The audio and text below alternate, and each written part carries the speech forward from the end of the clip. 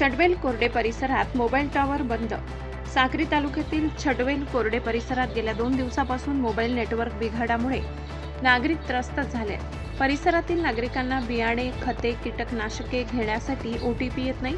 Mobile banking, phone पे, बँकेचे व्यवहार ठप्प झालेत व शैक्षणिक मुलांना मोबाईल फोनवर अभ्यास करण्यासाठी नेटवर्क नसल्यामुळे विद्यार्थी, पालक, शिक्षक त्रस्त झाले. तरी परिसरातील एअरटेल, जिओ, BSNL टॉवर ठप्प झाले. छडवेल, सिंदबन, कालटेक, विटावे, पांगण, पन्हाडीपाडा परिसरातील नागरिकांचे वेळेवर नेटवर्कच नसल्याने कंपनीवर नाराजी व्यक्त करण्यात येत आहे. तसेच परिसरातील सुजलॉन कंपनी असल्याने कंपनीवर कामाचे परिणाम दिसून येत आहेत. तरी लवकरात लवकर नेटवर्कवर दुरुस्ती करण्यात यावी अशी मागणी परिसरातील नागरिक करीत आहेत. नंदवैभव न्यूजसाठी राजेंद्र पवार, साक्री.